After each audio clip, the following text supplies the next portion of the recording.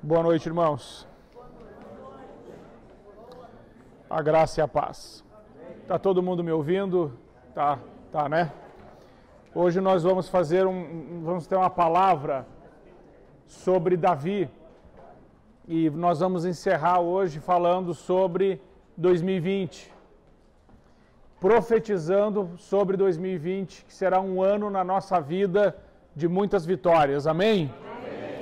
Então nós vamos aprender com Davi a matar alguns gigantes que podem estar na nossa vida, na nossa história, na nossa família, e vamos ler 1 Samuel 17 e vamos aprender a matar gigantes, vamos aprender com Davi algumas coisas importantes, e até o final desse tempo de treinamento nós vamos profetizar também sobre 2020, que coisas grandes de Deus vão acontecer na nossa vida, na nossa igreja, na nossa família, em nome de Jesus. Então, hoje não é um dia normal do treinamento. Hoje é um dia que Deus colocou no meu coração mais de trazer uma palavra, quase como um sermão, mas mostrando como guerrear com Davi. Então não deixa de ser um treinamento, mas é uma palavra para abençoar a sua vida, para uma semente de Deus no seu coração que vai te servir, creio, para muitos dias aí pela frente. 1 Samuel 17. Ajuntaram-se os filisteus às suas tropas para a guerra e congregaram-se em Socó, que está em Judá, e acamparam-se entre Socó e Azeca, em Éfes-Damim. Porém, Saul e os homens de Israel se ajuntaram e acamparam no vale de Elá, e ali ordenaram a batalha contra os filisteus. Estavam estes no monte do lado da Além, e os israelitas no outro monte do lado da Quém, e entre eles o vale. Então saiu do arraial dos filisteus um homem guerreiro, cujo nome era Golias de Gate, da altura de 6 côvados e 1 palmo. Trazia na cabeça um capacete de bronze e vestia uma couraça de escamas, cujo peso era de 5.000 siclos de bronze. Trazia caneleiras de bronze nas pernas e um dardo de bronze entre os ombros. A haste da sua lança era como o eixo do tecelão, e a ponta da sua lança de 600 ciclos de ferro, e diante dele ia o escudeiro. Parou, clamou às tropas de Israel e disse-lhes: para que saís formando-vos em linha de batalha? Não sou eu, filisteus, e vós servos de Saul? Escolhei dentre vós um homem que desça contra mim. Se ele puder pelejar comigo e me ferir, seremos vossos servos, porém se eu o vencer e o ferir, então serei nossos servos e nos servireis. Disse mais o filisteu: hoje afronto as tropas de Israel. Dai-me um homem para que ambos pelejemos. Ouvindo Saul e todo Israel estas palavras do filisteu, espantaram-se e temeram muito. Davi era filho daquele efrateu de Belém de Judá, cujo nome era Jessé, que tinha 8 filhos. Nos dias de Saul, era já velho e adiantado em anos entre os homens. Apresentaram-se os 3 filhos mais velhos de Jessé a Saul, e o seguiram à guerra. Chamavam-se Eliabe, o primogênito, o segundo Abinadab e o terceiro Samá. Davi era o mais moço, só os 3 maiores seguiram Saul. Davi, porém, ia a Saul e voltava para apacentar as ovelhas de seu pai em Belém. Chegava-se, pois, o filisteu pela manhã e à tarde, e apresentou-se por 40 dias. Disse Jessé a Davi, seu filho: leva, peço-te, para os teus irmãos 1 efa deste trigo tostado, e estes 10 pães, e corre a levá-los ao acampamento a teus irmãos. Porém, esses 10 queijos, leva-os ao comandante de 10.000, e visitarás teus irmãos, a ver se vão bem, e trarás uma prova de como passam.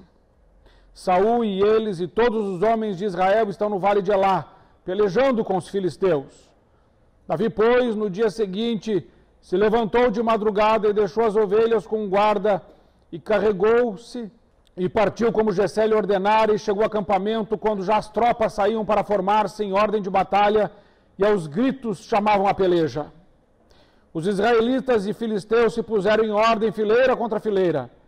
Davi, deixando os que trouxera aos cuidados do guarda da bagagem, correu à batalha e, chegando, perguntou aos seus irmãos se estavam bem.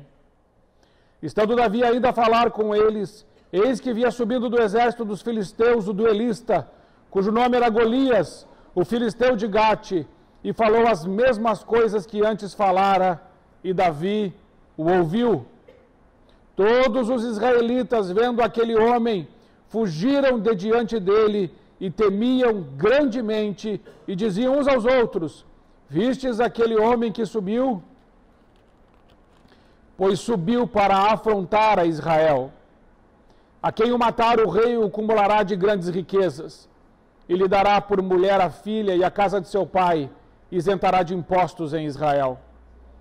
Então falou Davi aos homens que estavam consigo, dizendo: que farão aquele homem que ferir esse filisteu e tirar a afronta sobre Israel? Quem é, pois, esse incircunciso filisteu para afrontar os exércitos do Deus vivo? E o povo lhe repetiu as mesmas palavras, dizendo: assim farão o homem que o ferir. Ouvindo Eliabe, o seu irmão mais velho, falar àqueles homens, acendeu-se a ira contra Davi e disse: por que desceste aqui? A quem deixaste aquelas poucas ovelhas no deserto? Bem conheço a tua presunção e a tua maldade. Desceste apenas para ver a peleja. Respondeu Davi: que fiz eu agora? Fiz somente uma pergunta. Desviou-se dele para outro e falou a mesma coisa, e o povo lhe tornou a responder como dantes. Ouvidas as palavras que Davi falara, anunciaram-nas a Saul, que mandou chamá-lo. Davi disse a Saul: não desfaleça o coração de ninguém por causa dele, teu servo irá e pelejará contra o filisteu. Porém Saul disse a Davi: contra o filisteu não poderás ir para pelejar com ele, pois tu és ainda moço e ele guerreiro desde a mocidade. Respondeu Davi a Saul: teu servo apacentava as ovelhas de seu pai, e quando veio um leão ou um urso e tomou um cordeiro do rebanho, eu saí após ele, eu o feri, eu livrei o cordeiro da sua boca, levantando-se ele contra mim, agarrei-o pela barba, o feri e eu o matei. O teu servo matou tanto o leão como o urso. Esse incircunciso filisteu será como um deles, porquanto afrontou os exércitos do Deus vivo. Disse mais Davi: o Senhor me livrou das garras do leão e do urso, ele me livrará das mãos desse filisteu. Então disse Saul a Davi: vai-te, e o Senhor seja contigo. Saul vestiu a Davi com a sua armadura e lhe pôs sobre a cabeça um capacete de bronze e o vestiu uma couraça. Davi cingiu a espada sobre a armadura e experimentou andar, pois jamais havia usado. Então disse Davi a Saul: não posso andar com isso, pois nunca usei. E Davi tirou aquilo de sobre si, tomou o seu cajado na mão e escolheu para si 5 pedras lisas do ribeiro e as pôs no alforje de pastor que trazia, a saber, no surrão, e lançando mão da sua funda, foi-se chegando ao filisteu. O filisteu também se vinha chegando a Davi, e o seu escudeiro ia diante dele. Olhando o filisteu e vendo Davi, o desprezou, porquanto era moço, ruivo e de boa aparência. Disse o filisteu a Davi: sou eu um cão para vires a mim com paus? E pelos seus deuses amaldiçoou o filisteu a Davi. Disse mais o filisteu a Davi: vem a mim e te darei a tua carne, as aves do céu e as bestas feras do campo. Davi, porém, disse ao filisteu: tu vens contra mim com espada e com lança e com escudo. Eu, porém, vou contra ti em nome do Senhor dos Exércitos, o Deus de Israel, a quem tens afrontado. Hoje mesmo o Senhor te entregará nas minhas mãos, ferir-te-ei, tirar-te-ei a cabeça, e os cadáveres do arraial dos filisteus darei. Hoje mesmo as aves dos céus e as bestas feras da terra, e toda a terra saberá que há Deus em Israel. Saberá toda esta multidão que o Senhor salva, não com espada, nem com lança, porque do Senhor é a guerra, e ele vos entregará nas nossas mãos. Sucedeu que, dispondo o filisteu a encontrar-se com Davi, ele se apressou, e deixando as fileiras, correu de encontro ao filisteu. Davi meteu a mão no alforje e tomou dali uma pedra, e com a funda lhe atirou, e feriu o filisteu na testa. A pedra encravou-se-lhe na testa, e ele caiu com o rosto em terra. Assim prevaleceu Davi contra o filisteu, com a funda, com a pedra, e o feriu, e o matou, porém não havia espada na mão de Davi. Pelo que correu Davi, lançando-se sobre o filisteu, tomou-lhe a espada, e desembainhou-a, e o matou, cortando-lhe com ela a cabeça. Vendo os filisteus que era morto o seu herói, fugiram. Então os homens de Israel e de Judá se levantaram e jubilaram e perseguiram os filisteus até Gate, até as portas de Ecrom. E caíram filisteus, feridos pelo caminho de Saaraim, Gate até Ecrom. Então voltaram os filhos de Israel de perseguirem os filisteus e lhe despojaram o acampamento. Tomou Davi a cabeça do filisteu e a trouxe a Jerusalém, porém as armas dele pô-las Davi na sua tenda. Quando Saul viu sair Davi, encontrar-se com o filisteu, disse a Abner, o comandante do exército: quem é esse filho? De quem é filho este jovem, Abner? Respondeu Abner: tão certo como vives, ó rei, não sei. Disse o rei: pergunta, pois, de quem é filho esse jovem? Voltando Davi de haver ferido o filisteu, Abner o tomou e o levou à presença de Saul, trazendo ele na mão a cabeça do filisteu. Então Saul lhe perguntou: de quem és filho, jovem? Respondeu Davi: filho de teu servo Jessé, o belemita. Amém, irmãos? Amém. Amém. Então, muito obrigado. Essa palavra vai nos ensinar muita coisa, irmãos. E a primeira coisa que eu quero tratar nessa noite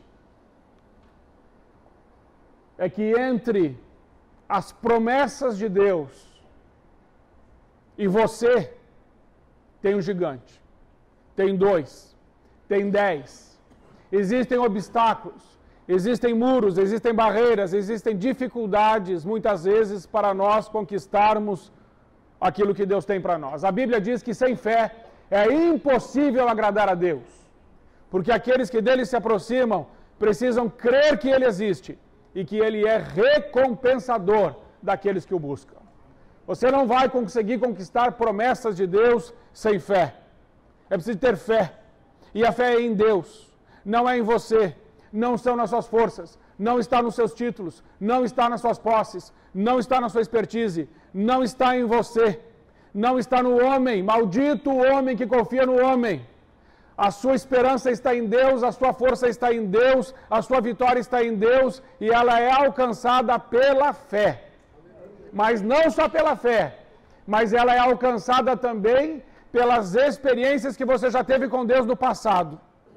E quando você olha para trás, você sabe que Deus é fiel, você sabe dos milagres que Ele já fez, você sabe das vitórias que Ele já te deu, e quando você olha para o passado, você precisa decidir trazer à memória aquilo que te traz esperança. Ainda que as circunstâncias digam não, a sua fé diz que sim. Ainda que esteja chovendo, que esteja escuro, que a tempestade venha sobre a sua vida, os ventos soprem, e tudo indica que não. Ainda assim, diz Abacuque, eu confiarei no Senhor, ainda que a figueira não floresça, ainda que o fruto da oliveira minta, ainda que não haja gado no curral, ainda, meus irmãos, que nós não enxerguemos nada, podemos dizer como Jó: eu bem sei que o meu Redentor vive, e que por fim, Ele mesmo se levantará em meu favor. A peleja do Senhor, a peleja não é sua, não é minha, ela é do Senhor. Então, se Deus tem uma promessa, Ele é fiel para cumprir. Mas entre você e as promessas de Deus, existem gigantes. Vamos falar um pouco sobre isso. Golias, a primeira coisa que nós vemos é que ele desafia. Disse mais o filisteu: hoje desafio Isso é 1 Samuel 17:10. As companhias de Israel dizendo: dá-me um homem para que pelejemos. Ele se coloca diante do exército de Israel. Ele diz assim: tem algum homem aí?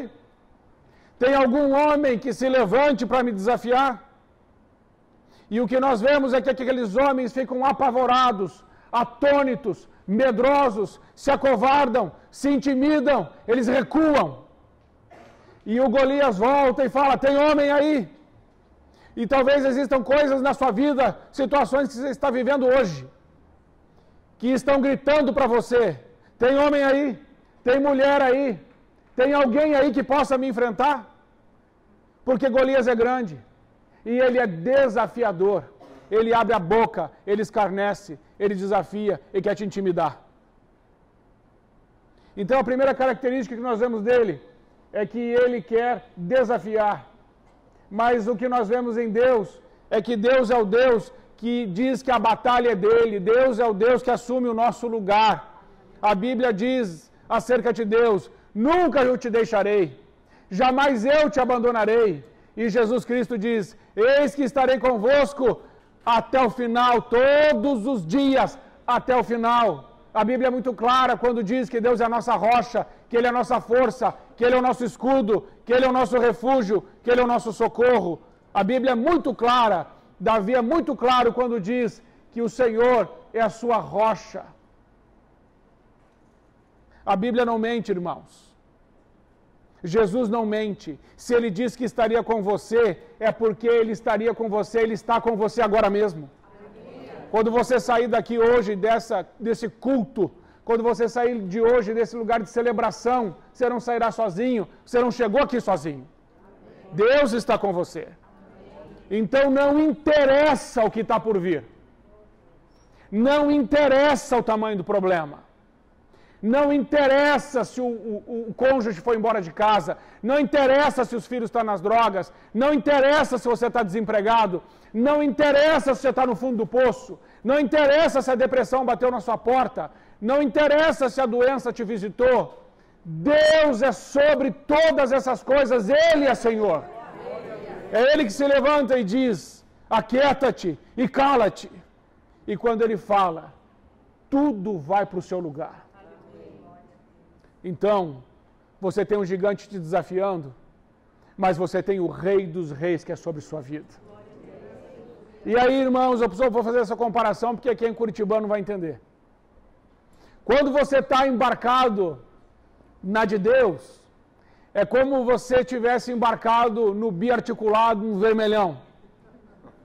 E contra você vem o Satanás. Quem é o Satanás na pista do vermelhão? É um cara vindo de roller. Irmãos, como é que vai ser o impacto? Você dentro do vermelhão vê o Satanás de roller. Você vai escutar assim, tuf. Só isso você vai escutar. Você vai dizer: eu acho que aconteceu alguma coisa. Quando você está caminhando junto com Deus, quando você está vivendo os sonhos de Deus, quando você está acreditando na palavra de Deus, Satanás vem contra você, ele vai bater de cara com aquele ônibus. Você está lá sentado, no ar-condicionado, ouvindo a musiquinha. Alguma coisa aconteceu, não sei direito. Porque Deus é teu Pai. Ele te ama. Deus assume o nosso lugar. Porque quanto ao Senhor, seus olhos passam por toda a terra para mostrar-se forte com aqueles cujo coração é perfeito para com Ele. Deus está procurando, irmãos. Deus encontrou em Davi o que não encontrou em Saul. Deus encontrou em Davi o que não encontrou no exército. Porque Deus encontrou em Davi um coração que Ele não está achando em ninguém.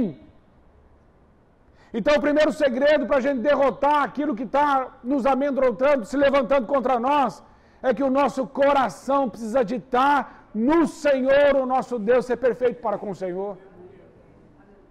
Porque se nós o buscarmos de todo o coração, o encontraremos. Buscar-me-eis e me achareis, quando me buscardes de todo o vosso coração. Se Deus é por nós, quem será contra nós? Quem intentará acusação contra os escolhidos de Deus? Se é Deus que os justifica. E tem mais aqui, irmãos. Quando esse gigante maldito se levantou para começar a afrontar o exército de Deus vivo, e amaldiçoar o exército do Senhor, que é a igreja do Senhor nos dias de hoje. Quando ele fez isso, naquela hora ele se tornou maldito. Porque Deus disse para Abraão: abençoarei os que te abençoarem, mas eu vou amaldiçoar os que te amaldiçoarem, e em ti serão benditas todas as famílias da terra. Amaldiçoou o povo de Deus, é maldito. Porque Deus disse isso para Abraão: quem te amaldiçoar, eu vou amaldiçoar. Maldito é quem te amaldiçoar, Abraão. E o exército do Deus vivo que está ali é filho de Abraão. Por isso, quando aquele gigante começou a afrontar o exército, ele já era maldito. E o Senhor só estava esperando um se levantar para dizer assim: é agora, nós vamos calar a boca dele. Que Deus possa encontrar em nós uma pessoa como essa, um homem como Davi, cujo coração está no Senhor. A segunda coisa sobre o gigante é que ele está armado. Está armado. Ele se apresenta todos os dias, durante 40 dias, 2 vezes por dia. Todos os dias, por 40 dias, 2 vezes por dia. Ele está armado. Essas 2 vezes que ele chega, e agora não estou falando de uma arma de espada, não estou falando daquela lança que é de tecelão, eu não estou falando do tamanho dele, eu estou falando do que ele fala, do que ele diz. Quando ele vai diante do exército de Israel, ele afronta, ele humilha, ele escarnece, ele amaldiçoa, entende? Ele lança palavras malditas. E ali vai dizer que Saul e todo o exército fica com medo, fica apavorado e começa a acreditar naquelas mentiras que aquele gigante está falando. Quantas vezes ele foi nos 80 dias, nos 40 dias? 80 vezes, uma de manhã, uma de noite, uma de manhã, uma de noite. E aí, irmãos, eu comecei a estudar em Êxodo 29, eu estava lendo essa semana, e aí caiu a ficha. Eu não estava entendendo porque esse gigante vinha de manhã e à tarde, de manhã e à tarde, de manhã e à tarde. Mas quando eu li Êxodo 29, 38 e 39, diz assim: isto, pois, é o que ofereceis sobre o altar, 2 cordeiros de 1 ano, cada dia. Essa aqui é uma oferta diária ao Senhor, continuamente. 1 cordeiro oferecerás pela manhã, e outro cordeiro oferecerás pela tarde. Quando é que Golias vinha? Uma vez de manhã e uma vez à tarde. Qual é a hora que faz sacrifício? Diário. Uma vez e a outra vez à tarde. Ele vinha na hora da adoração, ele vinha na hora do sacrifício, ele vinha na hora que o povo estava buscando a Deus, e ele vinha dizer naquela hora interromper o culto, naquela hora interromper a intimidade, naquela hora roubar o povo e o coração do povo da presença de Deus. Então ele vinha 2 vezes por dia, justamente na hora em que o povo provavelmente estava indo adorar a Deus, sacrificar a Deus, apresentar sua oferta a Deus. Então vinha esse gigante que é um símbolo de Satanás, que quer roubar você, o seu coração da presença de Deus, da adoração a Deus, porque ele sabe que um povo que está diante de Deus é um povo vencedor. Um povo que adora, um povo que vai na igreja, um povo que ora, um povo vencedor. Não é à toa que ele vinha essas 2 vezes. Então tem muita coisa que acontece na sua vida, que rouba você do culto, que rouba você da presença, que rouba você de estar adorando a Deus, buscando a Deus, clamando a Deus. Acontece alguma coisa que te rouba, isso é um gigante na sua vida e precisa cair.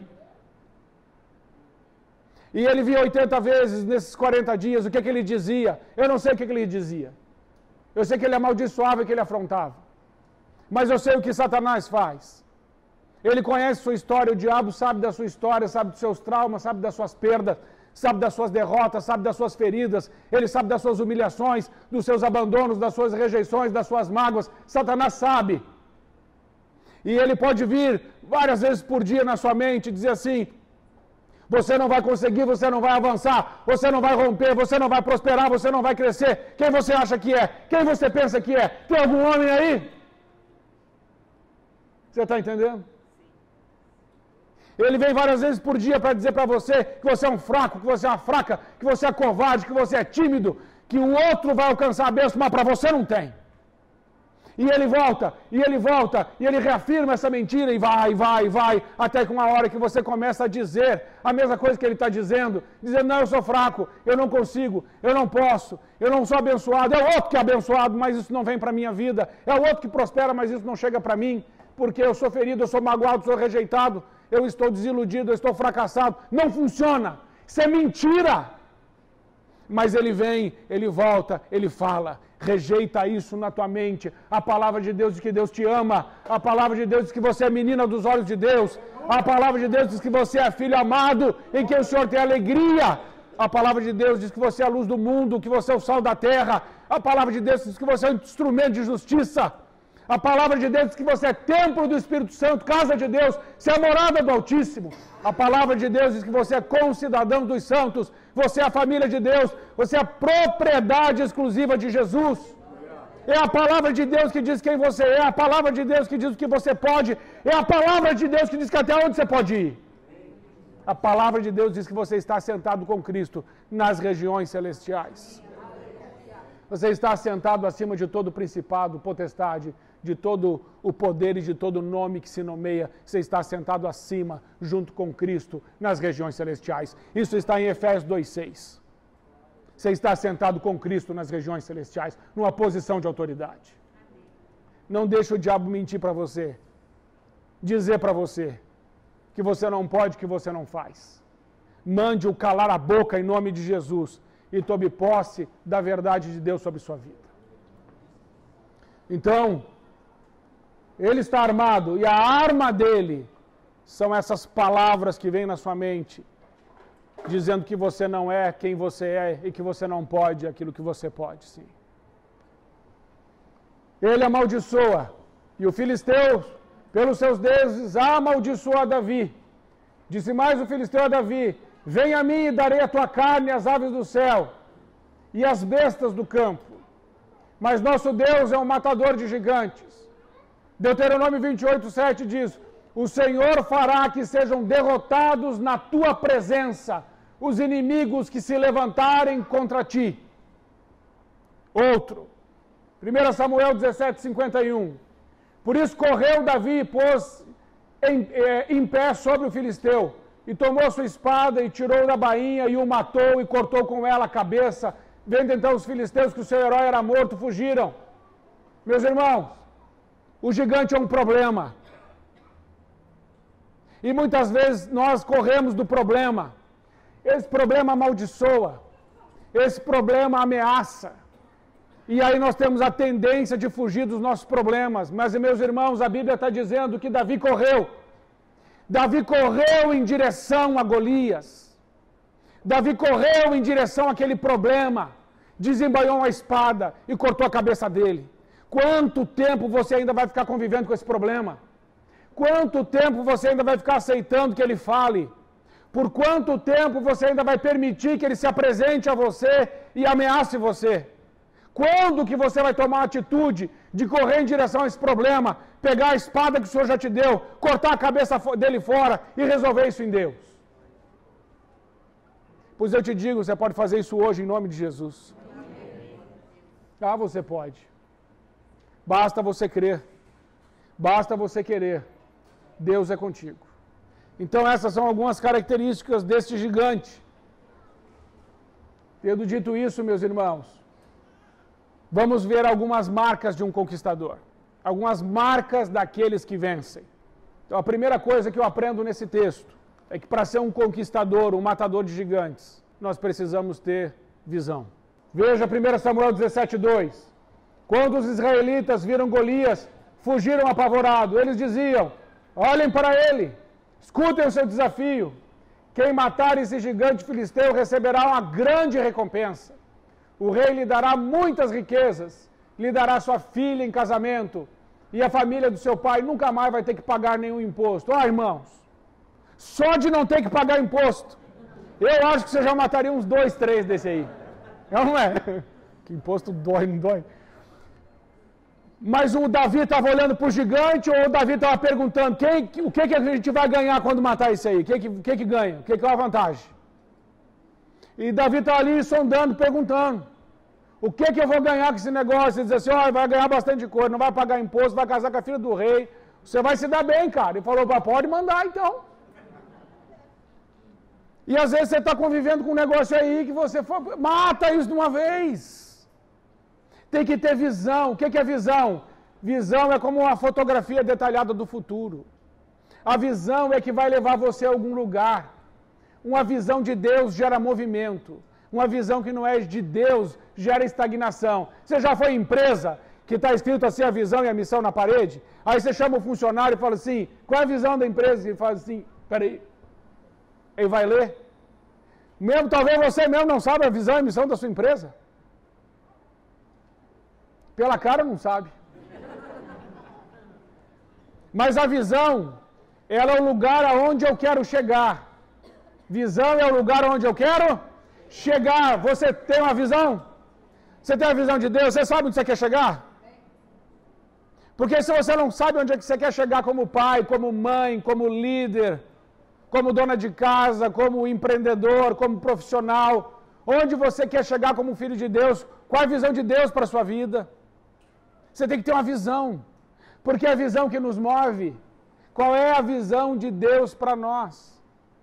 Irmãos, a visão de Deus para nós é que nós cheguemos aonde? No céu, irmãos. Tem alguma coisa mais maravilhosa que o céu? Quando você lê o Apocalipse e João começa a descrever o céu, você começa a ter uma visão. O céu é assim. E aí você fala assim, eu quero ir para essa realidade gloriosa que é o céu. É um lugar que Jesus preparou para nós. E por causa dessa verdade, Senhor, eu vou fazer tudo o que eu puder aqui. Porque eu quero chegar nesse lugar, eu vou chegar pelo teu sacrifício, mas eu quero chegar com galardão. Isso nos move, a visão nos move. Quem não tem visão anda em círculos. Quem não tem visão não chega a lugar nenhum. Então a visão precisa gerar movimento. Visão que não gera movimento, não adianta nada. O que Saul e o exército estavam vendo? Estavam vendo um problema, estavam vendo Golias, estavam vendo uma situação que eles não podiam dar conta, e aquilo paralisou eles. Mas o que Davi estava vendo? Davi estava vendo algo que Deus estava vendo também. Por isso, ore a Deus para que você comece a enxergar com os olhos dele. Porque se você enxergar com os seus olhos, você não vai enxergar direito. Deixa eu te explicar. Deixa eu te explicar melhor, me veio aqui uma inspiração. Existe a realidade e existe a verdade. Quando você olha para as circunstâncias da sua vida, existe uma realidade. Exemplo, você abriu empresa, fracassou, você abriu a outra empresa, fracassou, você abriu a terceira empresa, fracassou. A realidade mostra que você é o quê? Exatamente. Você tentou um negócio, não conseguiu, você fez tudo, você gastou todo o seu dinheiro, não deu certo. Você arrumou um namorado, 2 namorados, 3 namorados, não casou, você fala assim, tem o dedo podre. Essa é o quê? Essa é a realidade. A realidade é a mesma coisa que a verdade? Não. Exemplo, Gideão. Gideão estava sendo massacrado 7 anos por quem? Pelos midianitas. Gideão estava malhando trigo no lagar. Gideão estava inquieto, estava brabo, estava decepcionado, estava irritado. E a realidade estava mostrando que o povo é perdedor, que o povo não vai avançar, que o povo não vai chegar a lugar nenhum. A realidade era cruel, a realidade era dura. Mas de repente chega ali diante de Gideão quem? O anjo do Senhor. E o anjo do Senhor diz assim: varão valoroso, o Senhor é contigo. Isso é realidade ou isso é verdade? Isso é a verdade. Meus irmãos, quando Deus declarou sobre a vida de Gideão a verdade, naquela hora ele já tinha ganho aquela guerra. Naquela hora ele já tinha derrotado os midianitas. Porque Deus disse para ele: eu sou contigo, varão valoroso. Acabou para os midianitas, irmãos. Acabou ali. O resto é só a continuação da história. Existe uma verdade sobre a sua vida, que Deus é contigo. Mas existe uma realidade que talvez você esteja malhando trigo no lagar. A realidade não tem poder sobre você. É a verdade que tem poder sobre a realidade. É a verdade que muda a realidade. Exemplo 2. Jesus e os discípulos naquela tempestade no barquinho. Qual era a realidade? A realidade é que esse barco vai afundar. Qual é a verdade? A verdade é que Jesus se levantou e falou assim: para tudo, porque eu estou mandando parar. E parou ou não parou? A verdade, irmãos, em cima de uma realidade difícil, de uma tempestade, Jesus abriu a sua boca e declarou uma verdade. Comece a lançar uma verdade em cima da sua realidade. Comece a lançar uma verdade em cima do seu problema. Comece a lançar uma verdade em cima da sua dor. Comece a lançar uma verdade em cima da tua história para ver se ela não muda. Profetiza, irmãos. Realidade e verdade. Outra inspiração. Vale dos ossos secos. Realidade. Profetiza. A verdade se tornou um grande exército. Fique com a verdade, irmãos. Peça para Deus colocar uma palavra profética nos teus lábios e você vai ver se Ele não transforma vale de ossos secos num grande exército. Tem que ter visão. O profeta, quando olhava, via ossos secos. Deus, quando olhava, via um exército em pé. Tem que ter visão. Os discípulos, quando olhavam, viam um barco afundando. Jesus, quando olhava, ele já tinha dito. Jesus já tinha dito, antes de entrar naquele barco: passemos para o outro lado. Se Jesus disse: passemos para o outro lado, meu irmão, pode vir o que vier, vai acontecer o seguinte: nós vamos passar para o outro lado. Essa é a verdade. Não interessa a realidade, interessa a verdade. Pegue isso, porque isso é uma chave na nossa vida. Josué e Caleb olharam para a terra e viram a recompensa, mas os outros 10 espias olharam para os gigantes e perderam a bênção de Deus, perderam a recompensa. A realidade é que aqueles homens eram gigantes. A verdade é que aqueles homens já tinham sido destruídos, mas eles não enxergaram a verdade. Eles ficaram presos na realidade.